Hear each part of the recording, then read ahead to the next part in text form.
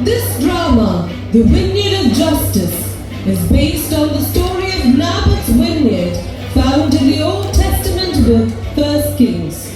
It is a story of injustice, power, and the struggles of the common man. This is not just an ancient story, it is a story that still speaks today of how the voices of the poor are silenced and how truth and justice are often trampled by power. But we must not forget, God sees every act of injustice and His justice will always prevail. We present before you the Vineyard of Justice. പഴയ നിയമ പുസ്തകത്തിൽ നിന്നും അടർത്തിയെടുത്ത ഒരേടാണ് ഞങ്ങൾ ഇന്ന് നിങ്ങളുടെ മുമ്പിൽ നാടകരൂപത്തിൽ അവതരിപ്പിക്കുന്നത്. അധികാരത്തിന്റെ കരുവിൽ സാധാരണക്കാരന്റെ അവകാശങ്ങളെ ചവിട്ടിമെതിക്കുന്ന ഭരണകൂടത്തിന്റെ ക്രൂരതയും അതിനെതിരെ വീഴുന്ന ഒറ്റപ്പെട്ടതും എന്നാൽ ശക്തമായ പ്രവാചക ശബ്ദവുമാണ് ഈ നാടകത്തെ പ്രസക്തമാക്കുന്നത്.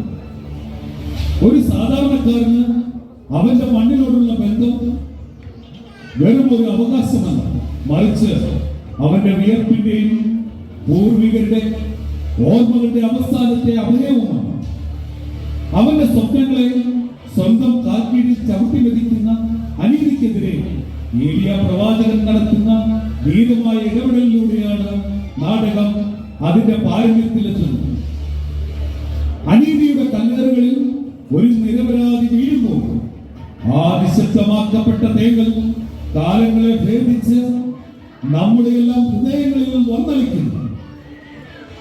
കാർമേലിന്റെ മണ്ണിൽ ഒരു കൂട്ടം സ്നേഹിതർ ചേർന്ന് അവതരിപ്പിക്കുന്നു നീതിയുടെ മുന്തിരിത്തോപ്പ്. ആശീർവദിച്ചാൽ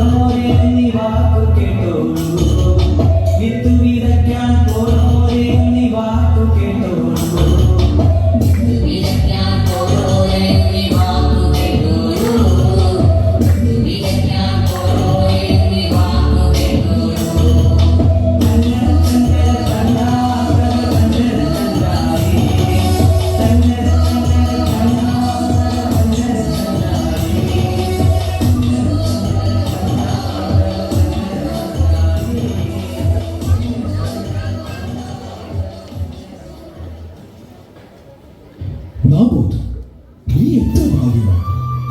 ദൈവം നിന്നെയും നിന്റെ കുടുംബത്തെയും നിന്റെ മുന്തിരിത്തോട്ടത്തെയും അനുഗ്രഹിച്ചിരിക്കുന്നു. എത്ര മനോഹരമായിരിക്കുന്നു നിന്റെ മുന്തിരിത്തോട്ടം! നിന്റെ മുന്തിരിത്തോട്ടത്തിന്റെ മേന്മ ദേശാതിർത്തികളും കടന്ന് വ്യാപിച്ചിരിക്കുന്നു. ഇതിലൂടെ നിന്ന മുന്തിരിയുടെ നിറവും ഗുണവും മറ്റൊരിടത്തും ലഭിക്കില്ല. ഇതിനെ പഴച്ചാറിൽ നിന്നും ലഭിക്കുന്ന സുഗന്ധവും നിറവും ലഹരിയും അത്യുത്തമം തന്നെ. അതേ നാബോത്ത്, നമ്മുടെ രാജകൊട്ടാരത്തിലും ഈ തോട്ടത്തിൽ വിളയുന്ന മുന്തിരിപ്പഴച്ചാറാണ് ഉപയോഗിക്കുന്നത്. അതിൽ നിന്നും ഉണ്ടാകുന്ന വീഞ്ഞ് കൊട്ടാരത്തിലെ തീന്മേശയിൽ മുന്തിയ സ്ഥാനം അലങ്കരിക്കുന്നു. മനോഹരമായി നട്ടുപിടിപ്പിച്ച മുന്തിരിച്ചെടിയും പഴുത്തു വിളഞ്ഞു നിൽക്കുന്ന മുന്തിരിക്കുലകളും തേർന്നു വരാനെത്തുന്ന ചിത്രശലഭങ്ങളും തോട്ടത്തിന് നടുവിലൂടെ സംഗീതം പൊഴിച്ചൊഴുകുന്ന കുഞ്ഞരുവിയും വിരുന്നുങ്ങാനെത്തുന്ന പക്ഷികളുടെ കളകൂചനവും സുഗന്ധം വഹിച്ചെത്തുന്ന കുളിത്തങ്ങളും ഏതൊരാളുടെയും കവിതയും ഉണർത്തും, ഏതൊരാളെയും ഗായകനുമാക്കും. നന്ദി സ്നേഹിതരെ, നന്ദി. എല്ലാം കാരുണ്യവാനായ ദൈവത്തിന്റെ അനുഗ്രഹം. ഞാനും എന്റെ കുടുംബവും കരുണാമയനായ യഹോവയുടെ തണലിലായിരിക്കുന്നു എന്നത് തന്നെ ഒരു ഭാഗ്യമാണ്. ഞങ്ങളുടെ കുടുംബത്തിന്റെ കൂട്ടായ അധ്വാനമാണ് ഈ തോട്ടത്തിന്റെ മനോഹാരിതയ്ക്ക് മറ്റൊരു കാരണം. എന്റെ മക്കൾ ഓരോ ചെടിയെയും സ്നേഹിതരെ പോലെ കരുതുന്നു. വേണ്ടത്ര മഴ കിട്ടാനിട്ടും ഞങ്ങൾ തോറ്റുപോയിട്ടില്ല. അകലെയുള്ള കുളത്തിൽ നിന്നും വെള്ളം കൊണ്ടുവരുവാൻ എന്റെ ഭാര്യയ്ക്കും മക്കൾക്കും അത്യുത്സാഹമായിരുന്നു. എന്റെ ഭാര്യയ്ക്ക് ഓരോ മുന്തിരിച്ചെടിയും മക്കളെ പോലെയാണ്. അതേ നാബോത്ത്, നീ ഭാഗ്യവാനാണ്. ഭർത്താവിന്റെ മനമറിഞ്ഞ് അവന്റെ തോളോട് ചേർന്ന് അധ്വാനിക്കുന്ന ഭാര്യ, അപ്പന്റെ സ്വപ്നങ്ങൾക്ക് നിറച്ചാൽ കഴിയുന്ന മക്കൾ. യഹോവ ഈ തോട്ടത്തെ സ്വർഗമാക്കി മാറ്റുവാൻ വേണ്ടിയാണ് നിന്നെ നിയോഗിച്ചിരിക്കുന്നത്. നാബോത്ത്, യഹോവ അനുഗ്രഹിച്ച മനുഷ്യനാണ് നീ. അതേ ചങ്ങാതി, ദൈവത്തിന്റെ കരുണയും കുടുംബത്തിന്റെ കൂട്ടു സഹകരണവും ഉണ്ടെങ്കിൽ ഒരു ലോകശക്തിക്കും അവന്റെ മേലെ വിജയം കൊള്ളാൻ കഴിയുകയില്ലെന്ന് ഞാൻ വിശ്വസിക്കുന്നു. പകലന്തിയോളം അധ്വാനിച്ച് തളർന്ന എന്നെ ഉണർത്താതെ വിളവ് നശിപ്പിക്കാൻ എത്തുന്ന വാവലുകളെയും പക്ഷികളെയും മറ്റ് കാട്ടുമൃഗങ്ങളെയും ഓടിച്ച് ഈ തോട്ടത്തിന് കാവലിരിക്കുന്നതും എന്റെ പ്രിയതമയും മക്കളുമാണ്. മുന്തിരിതളുകളും മുന്തിരിപ്പഴങ്ങളും ഞങ്ങൾ വിരിയുന്ന സ്നേഹമാണ്, ഞങ്ങളുടെ സ്വപ്നമാണ്. ഈ തോട്ടം ഞങ്ങളുടെ എല്ലാമാണ്. ആഹാ, എല്ലാവരും ഉണ്ടല്ലോ. നിങ്ങളുടെ ക്ഷീണം മാറട്ടെ. സ്നേഹിതരെ, ഇത് കുടിച്ചാലും. എന്ത് രുചി! നല്ല മുന്തിരിച്ചാൽ കുടിക്കണമെങ്കിൽ നാബോത്തിന്റെ വീട്ടിൽ തന്നെ വേണം. സഹോദരി, നന്നായിരിക്കുന്നു. ദൈവം നിങ്ങളെ കുടുംബമായി അനുഗ്രഹിക്കട്ടെ. ഇത് കുടിച്ചു കഴിഞ്ഞപ്പോൾ ഒരു പുതു ഉന്മേഷം ലഭിച്ച പോലെ. നന്ദി സ്നേഹിതരെ. ദൈവം നിങ്ങളെയും അനുഗ്രഹിക്കട്ടെ. തോട്ടങ്ങളുടെ വിളവെടുപ്പ് കാലമായി. നമ്മൾക്ക് ഉടൻ തന്നെ വിളവെടുപ്പുത്സവം തുടങ്ങാമെന്ന് തോന്നുന്നു. എങ്കിൽ വിളവെടുപ്പ് മഹോത്സവം നമുക്ക് നാബോത്തിന്റെ തോട്ടത്തിൽ തന്നെ തുടങ്ങിയാലോ? വിളവെടുപ്പിന് അതൊരു അനുഗ്രഹവുമാകും. വിളവെടുപ്പിന്റെ ശേഷിച്ച ദിവസങ്ങളിൽ നാബോത്തിന് നേതൃത്വം ഏറ്റെടുക്കുവാനും സാധിക്കും. എങ്കിൽ നാളെ തന്നെ നമുക്ക് വിളവെടുപ്പ് ആരംഭിക്കാം. നാബോത്ത്, നാളെ അതിരാവിലെ തന്നെ ഞങ്ങളിങ്ങെത്താം. താങ്കൾ എന്ത് പറയുന്നു? സ്നേഹിതരെ, നിങ്ങളുടെ ഇഷ്ടം പോലെ തന്നെ നടക്കട്ടെ. നിങ്ങൾ എനിക്ക് സ്നേഹിതർ മാത്രമല്ലല്ലോ, സഹോദര തുല്യരല്ലേ? അപ്പോൾ ശരി, നേരമേറെയായി. നാബോത്തിന്റെ തോട്ടത്തിൽ വന്നാൽ സമയം പോകുന്നത് അറിയുകയേയില്ല. നാളെ കാലത്ത് തന്നെ കാണാം. ദൈവം അനുഗ്രഹിക്കട്ടെ.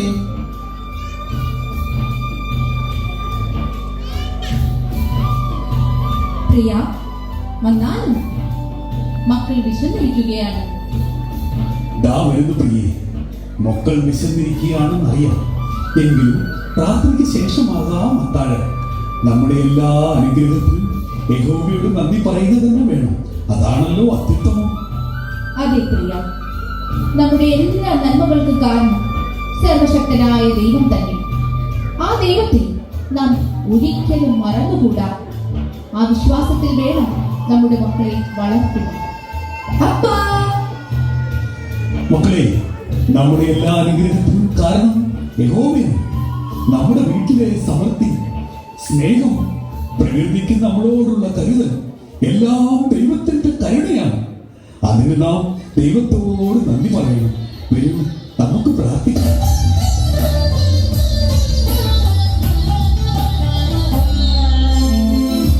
എത്ര വളർന്നാലും ദൈവമേ, ഞാനെന്നും അങ്ങേക്കു പൈതൽ. എത്ര വളർന്നാലും ദൈവമേ, ഞാനെന്നും അങ്ങേക്കു പൈതൽ. കൂടെ നടക്കുന്നു പകലിൽ.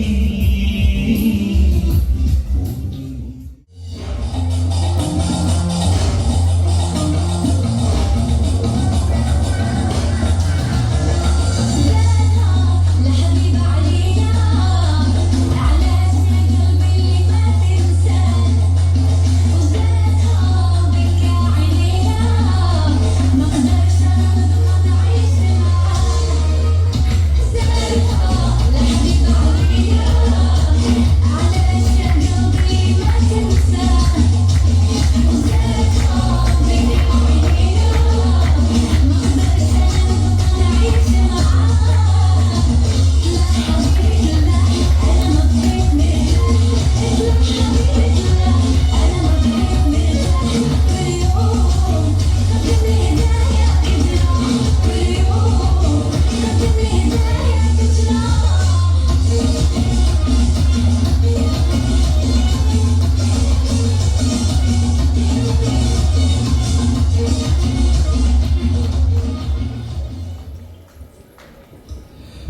മഹേഷ്, മനോഹരമായിരിക്കുന്നു ഈ ജന്മദിനാഘോഷം.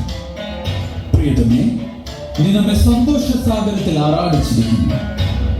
കൊട്ടാര നർത്തകികളുടെ മനോഹര നൃത്തം, അതിലും ലഹരി പിടിപ്പിക്കുന്ന വീടിന്റെ മാധുര്യം, ഈ അടുത്ത കാലത്തെങ്ങും നാം ഇത്രമാത്രം ആനന്ദിച്ചിട്ടില്ല.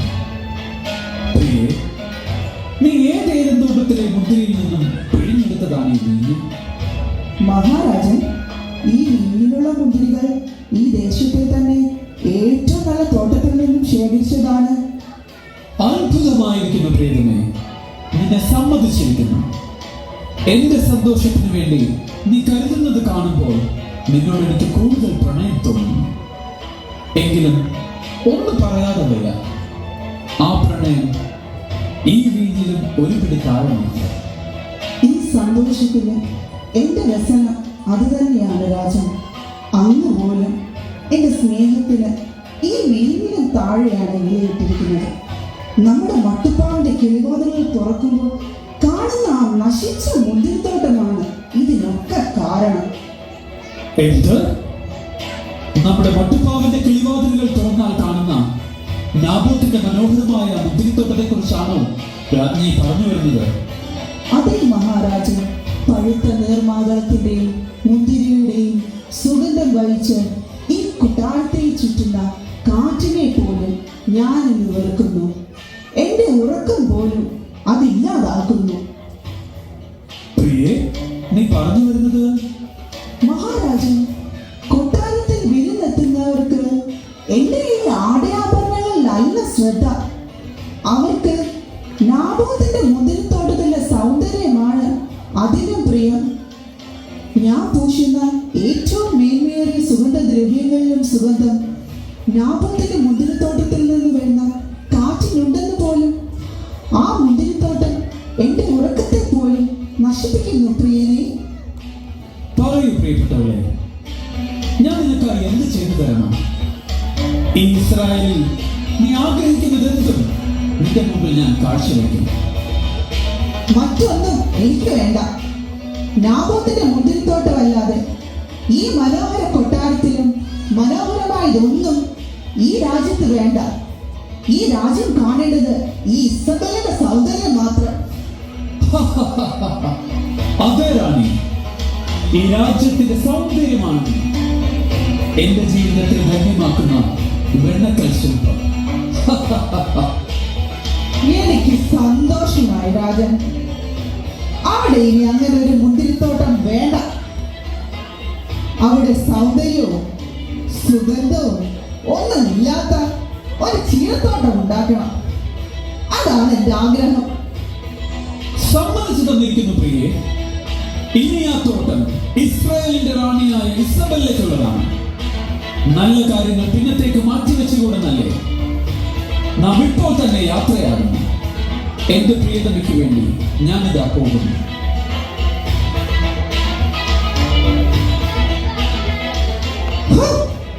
അവനും അവന്റെ ഒരു തോട്ടവും അതിന് ഈ രാജ്യത്ത് വേണ്ട. ആരോടെ? എന്റെ വിശ്വസ്തരായ ഭൃത്യന്മാരോട് വരാൻ പറയൂ. ഇസ്രായേലിന്റെ സൗന്ദര്യവും അതിബുദ്ധിമതിയുമായ മഹാറാണി നീണാൾ വാഴട്ടെ. നോക്കൂ, നമ്മുടെ രാജൻ നാബോത്തിന്റെ തോട്ടത്തിലേക്ക് പോയിരിക്കുകയാണ്. എനിക്ക് ആ തോട്ടം സമ്മാനിക്കുവാൻ.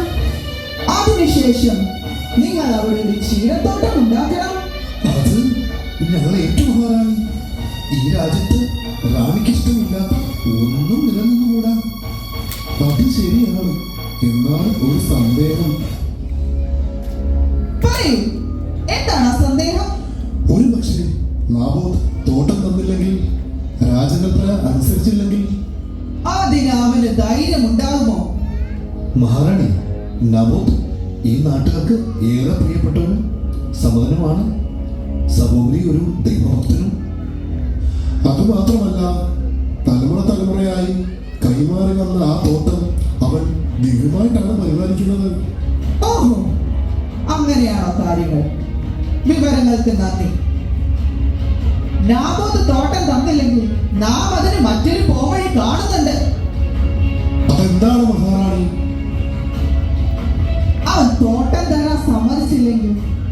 ഒരു കത്തെഴുതി പട്ടണത്തിലെ മൂപ്പന്മാർക്കും പ്രമാണികൾക്കും കൊടുക്കും, അവനെ കുറ്റം വിധിക്കുവാൻ വേണ്ടി. അപ്പോൾ ഞങ്ങൾ എന്ത് ചെയ്യണം മഹാറാണി? നിങ്ങൾ നാബോത്തിനെതിരായി കള്ളസാക്ഷ്യം പറയണം.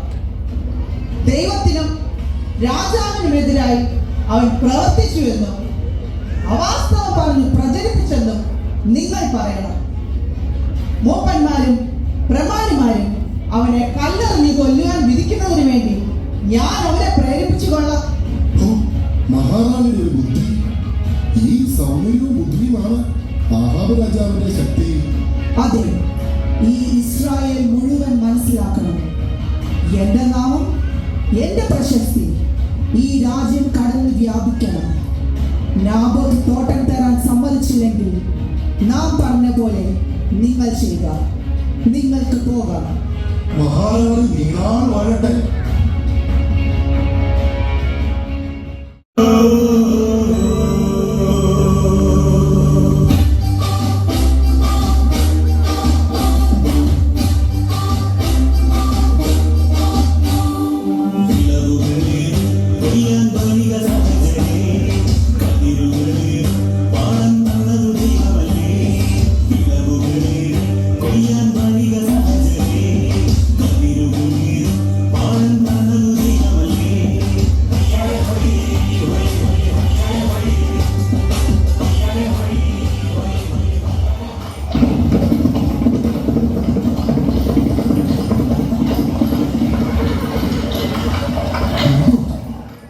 രാജാവിന്റെ രഥശബ്ദമല്ലയാ കേൾക്കുന്നത്? അതെ അതെ, നാബോത്തിന്റെ മുന്തിരിത്തോട്ടത്തിന്റെ മഹിമ രാജാവും അറിഞ്ഞിരിക്കുന്നുവെന്ന് തോന്നുന്നു. പ്രജാവത്സലും നീതിമാനും പ്രിയപ്പെട്ടവരുമായ ഞങ്ങളുടെ മഹാരാജന് അടിയന്റെ ഭവനത്തിലേക്ക് സ്വാഗതം. ഒരു വാക്ക് കൽപ്പിച്ചിരുന്നുവെങ്കിൽ അടിയൻ കൊട്ടാരത്തിൽ വന്ന് അങ്ങയെ മുഖം കാണിക്കുമായിരുന്നല്ലോ. ചെന്ന് കാണേണ്ടുന്നവരെ ചെന്ന് കാണുക തന്നെ വേണം. നിന്റെ തോട്ടത്തിന്റെ മഹിമ എന്നെ വളരെ ആകർഷിച്ചിരുന്നു.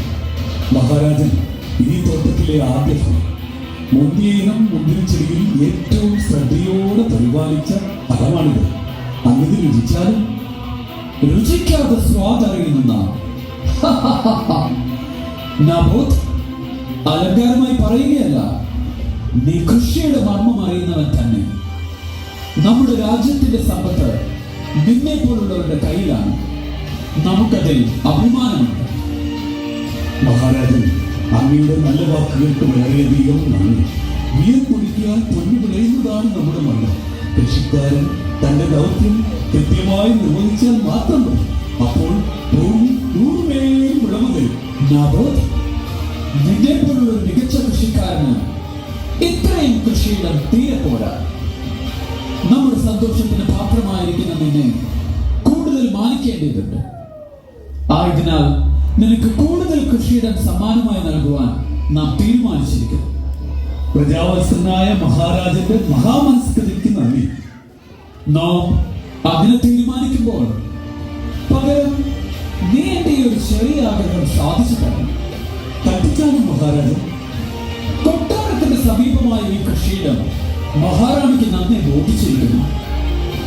റാണിക്ക് ജന്മദിന സമ്മാനമായി ഇത് നൽകുവാൻ നാം തീരുമാനിച്ചിരിക്കുന്നു.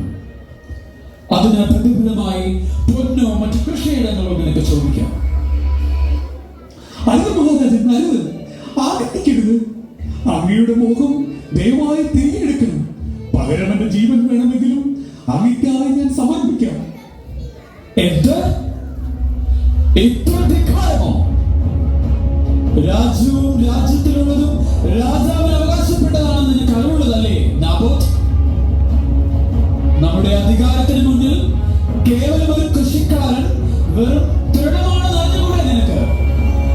മഹാരാജാവ്, അങ്ങയുടെ കുഞ്ഞു മോഹങ്ങൾക്ക് മുന്നിൽ കൃഷിക്കാരന്റെ സ്വപ്നങ്ങൾക്ക് തെല്ലും സ്ഥാനമില്ലെന്ന് അറിഞ്ഞുകൊണ്ട് തന്നെ അപേക്ഷിക്കുക. അടിയങ്ങളുടെ ഈ പ്രിയപ്പെട്ട മണ്ണിൽ അങ്ങ് അവകാശവാദം ഉന്നയിക്കരുത്. പിതാക്കന്മാരായി കൈമാറി വന്ന അടിയന്റെ പൈതൃകത്തിന്റെ ജീവനുള്ള സ്മരണകൾ പച്ച പിടിച്ചു നിൽക്കുന്ന മണ്ണാണിത്. തലമുറകളുടെ വിയർപ്പ് വീണ മണ്ണ്, പിതാമഹന്മാരുടെ ആത്മാക്കൾ അന്തിമശ്രമം കൊള്ളുന്ന മണ്ണ്. നാബോത്ത്, നിർത്തോ നിന്റെ ജൽപ്പനങ്ങൾ.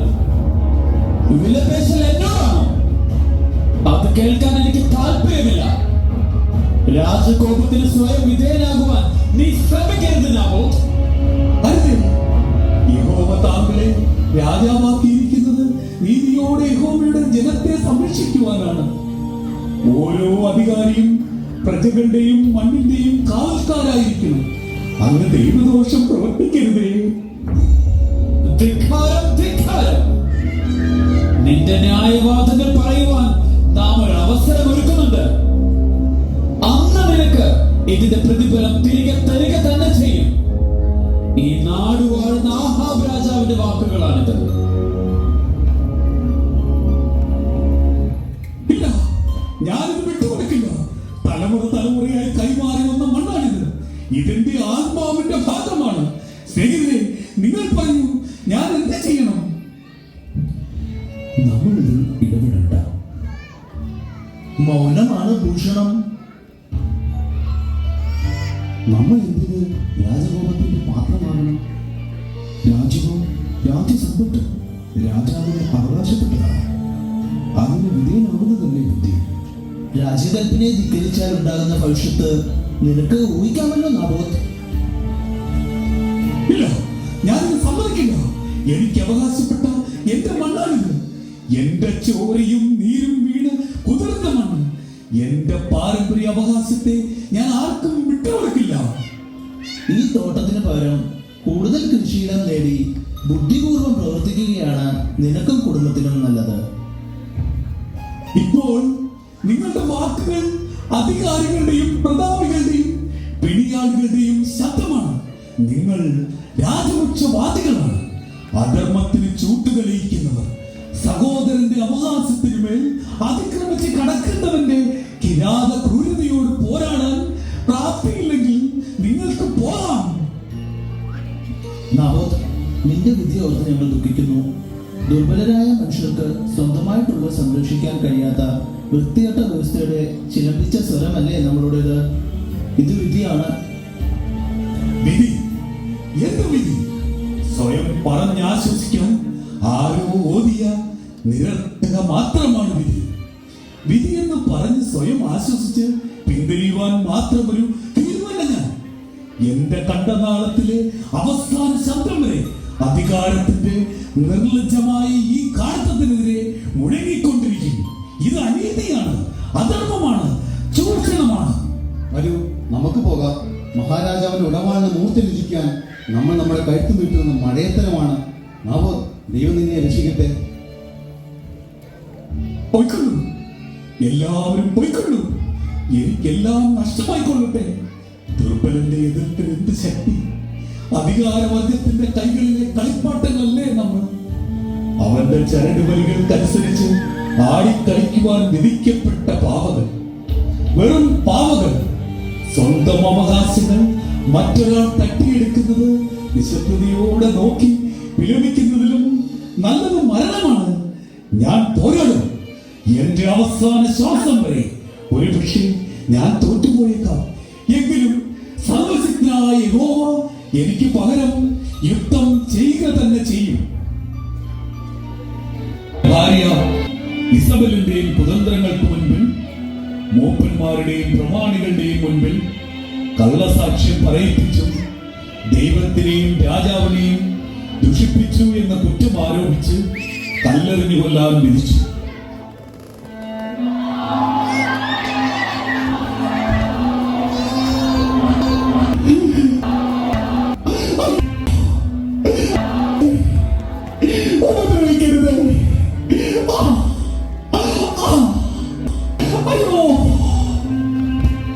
ഇവൻ ദൈവദ്രോഹം ചെയ്തവനാണ്. ഇവനെ കൊല്ലുക. ഇവൻ നമ്മുടെ രാജാവിനെ ധിക്കരിച്ചവനാണ്. ഇവനെ കൊല്ലുക തന്നെ വേണം. അയ്യോ, അരുതേ, ഞാൻ ഒരിക്കലും ദൈവദ്രോഹം ചെയ്തിട്ടില്ല. അവനെ അടിസ്ഥാനപ്പെടുത്തി മാത്രമേ ഞാനും എന്റെ കുടുംബവും ജീവിച്ചിട്ടുള്ളൂ. അല്ല, പച്ചക്കള്ള. ഇവനെ കല്ലെറിഞ്ഞു കൊല്ലുക. അയ്യോ, അരുതേ, ഞങ്ങൾ ഇവിടെ വിട്ട് പോയിക്കോളാം. കൊല്ലരുതേ. അയ്യോ, ഞങ്ങളുടെ അപ്പനെ കൊല്ലരുതേ. മാറി നിൽക്കൂ, ഇല്ലെങ്കിൽ ഇവനോടൊപ്പം നിങ്ങളെയും കുഴിച്ചു പോകും.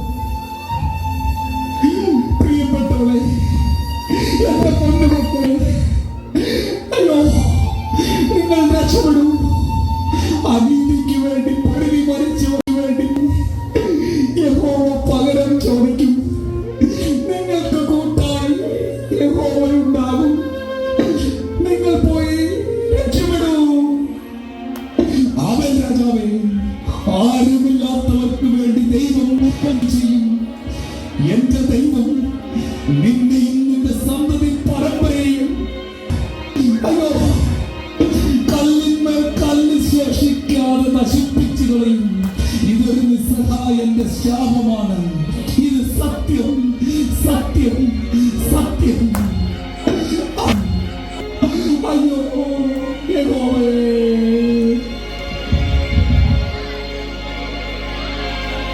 അമ്മ, നിമിഷമ്മ, യഹോവേ, നീ എവിടെയാണ്?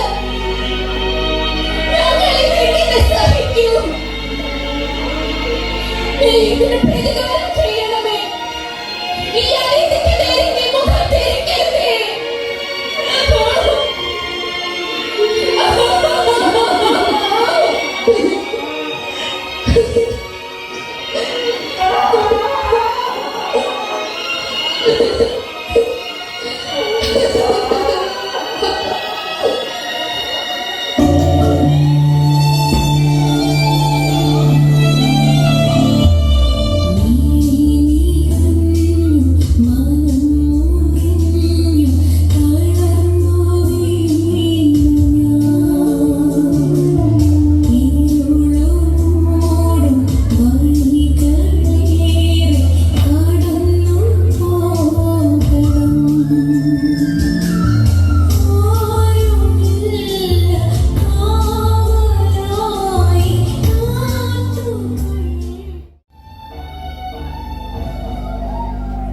ധിക്കാരി, അവൻ എന്നോടാണ് മത്സരിച്ചത്, അതും ഈ ആഹാബ് രാജാവിനോട്. അവനും അവന്റെ ഒരു മുന്തിരിത്തോട്ടവും. ദൈവം പോലും അവന്റെ സഹായത്തിനെത്തിയില്ല. അതിനാൽ ഇതാരാണ്? ദൈവപുരുഷനും പ്രവാചകന്മാരിൽ മുൻപനും ദൈവത്തിന്റെ നാമമായ എലിയ പ്രവാചകനും. സ്വാഗതം ആഹാബ് രാജാവിന്റെ പുതിയ തോട്ടത്തിലേക്ക്. അരുത്, നീ എന്നെ തുടരുത്. നീ ദൈവത്താൽ അശുദ്ധമാക്കപ്പെട്ടത്. എന്ത്? ഞാൻ അശുദ്ധമാക്കപ്പെട്ടവനും? ആഹാ, ദൈവത്തിന്റെ പ്രിയപ്പെട്ടവനും അവന്റെ പ്രതിയുമായ നാബോത്തിന്റെ മുന്തിരിത്തോട്ടം അനർഹമായി സ്വന്തമാക്കുവാൻ നീ അവനെ കൊന്നുകളഞ്ഞു. യഹോവയായ ദൈവം ഈ അതിക്രമത്തിന് നിന്നോട് പകരം ചോദിക്കുകയില്ലെന്ന് നീ കരുതുന്നുവെങ്കിൽ നീ വിഡ്ഢിയുടെ സ്വർഗത്തിലാണ്. മഹാ വചനം മനുഷ്യന്റെ ആത്മാവിനെ തൃപ്തിപ്പെടുത്തുന്നുവെങ്കിൽ ഓരോ കൃഷിക്കാരനും മനുഷ്യന്റെ ശരീരത്തെ തൃപ്തിപ്പെടുത്തുന്നു. പ്രവാചക ഏലിയാവേ, ഈ രാജ്യത്തിന് അവകാശിയായിരിക്കെ അതിനുള്ള അവകാശമുണ്ടെന്ന് നീ അറിയുന്നില്ലയോ? ആഹാ, നിർത്തൂ നിന്റെ ഈ അഹങ്കാരം. യഹോവയായ ദൈവം നിന്നോട് സംസാരിക്കാൻ എന്നെ നിയോഗിച്ചിരിക്കുന്നു. നീയും നിന്റെ ഭാര്യ ഇസബെലും ദൈവത്തോടും സ്വർഗത്തോടും പാപം ചെയ്തിരിക്കുന്നു. അതിന് തക്ക ശിക്ഷ ദൈവം കൽപ്പിച്ചിരിക്കുന്നു. അത് നിന്നെ അറിയിക്കുവാനാണ് ഞാൻ വന്നിരിക്കുന്നത്. നാബോത്തിന്റെ രക്തം വീണ മണ്ണിൽ നിന്റെയും രക്തം വീഴും.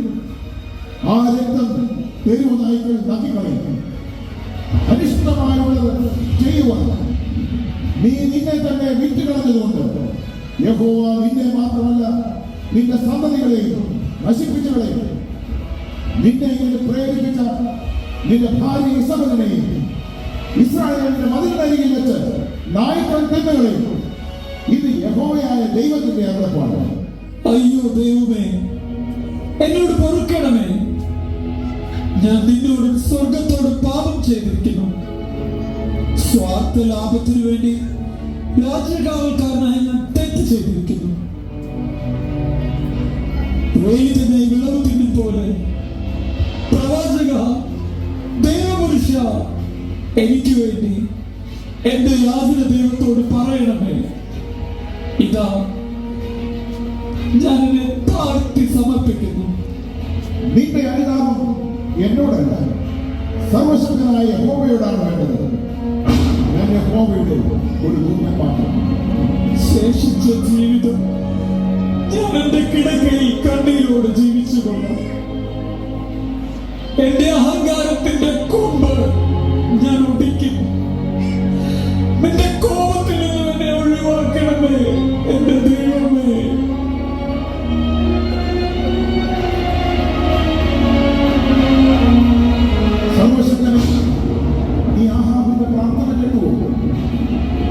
അവന്റെ തെറ്റ് മനസ്സിലാക്കി അവന്റെ അഹങ്കാരങ്ങളുടെ ഇറങ്ങി പശ്ചാത്തലത്തിൽ അവനോട് സംസാരിക്കാനുള്ളത് നീ എന്റെ നാവിനെ നന്നായിരിക്കും. യഹോവയായ ദൈവം നിന്റെ പശ്ചാത്താപം കേട്ടിരിക്കുന്നു. നീ യഹോവയ്ക്ക് മുൻപിൽ തന്നെത്താൻ താഴ്ത്തിയതുകൊണ്ട് നിന്റെ ജീവിതകാലത്ത് നിനക്കെതിരെ ദൈവം ശിക്ഷ നടത്തുകയില്ല. എങ്കിലും നീ ശിക്ഷാവിധിയിൽ നിന്നും ഒഴിഞ്ഞു പോകുകയുമില്ല. നിന്റെ സന്തതികളും ഭാര്യയും ഈ ന്യായവിധിക്ക് നേരാവുക തന്നെ ചെയ്യും. അധികാരത്തിന്റെ ധാരാളഹസ്തം ഉപയോഗിച്ച് ബലഹീനനെ അമർത്തുകയും അവരുടെ സ്വന്തമാക്കുന്ന രക്തങ്ങളുടെ സിംഹാസനങ്ങൾ സ്വർഗം കാണുന്നുണ്ട്. ഇന്നല്ലെങ്കിൽ നാളെ നിണമണിഞ്ഞ ഓരോ സിംഹാസനവും ശിക്ഷ ഏറ്റുവാങ്ങിയേ തീരും. അനർത്ഥമായി നേടുന്നതിനല്ല, ഒരിക്കൽ ദൈവത്തോട് കണക്ക് പറഞ്ഞേ തീരും.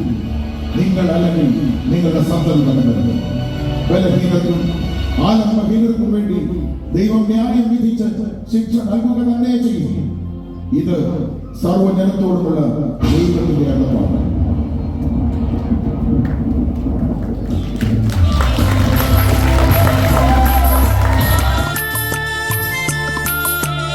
ആഹാബെന്നൊരു രാജാവിശ്രേൽ നാടു ഭരിച്ചേ.